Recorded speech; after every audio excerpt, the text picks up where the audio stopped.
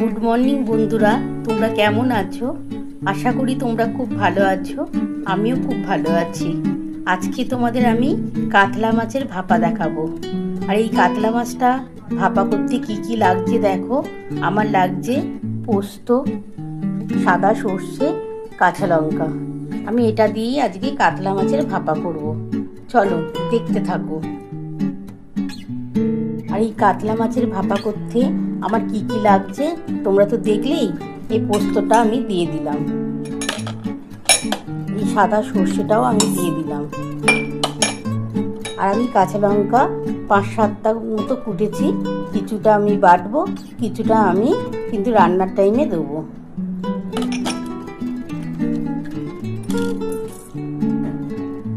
আমি এটা বাটবো।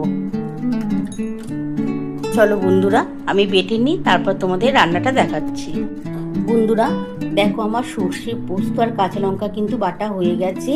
এবার এই মাছগুলোর মধ্যে আমি অল্প করে নুন দিলাম, অল্প একটু হলুদ দেবো,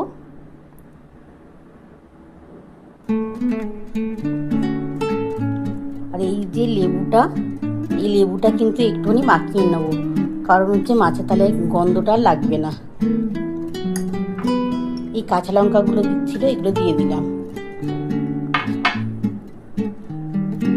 দিয়ে এই যে সমস্ত সর্ষে, পোস্ত, কাঁচা লঙ্কা বাটাটা এর মধ্যে দিয়ে দিলাম। এর মধ্যে একটু জল দিয়ে এই জলটা আমি কিন্তু এই মাছের মধ্যে দিয়ে দেবো।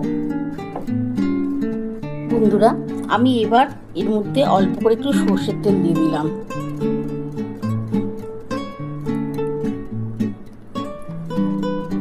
দিয়ে একটু ভালো করে মাখিয়ে নেব।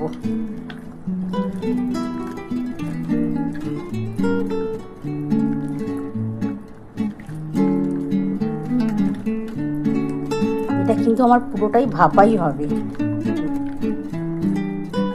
তোমরা বাড়িতে এইভাবে করে খাবে, দেখবে মাছ ভেজে খাওয়ার থেকেও এই ভাপাটা কিন্তু অনেকটাই টেস্টি লাগবে খেতে।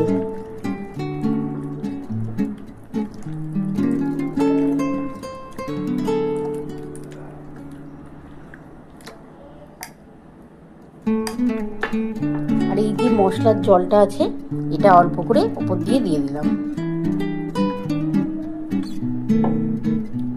চলো বন্ধুরা, রান্নাটা শুরু করা।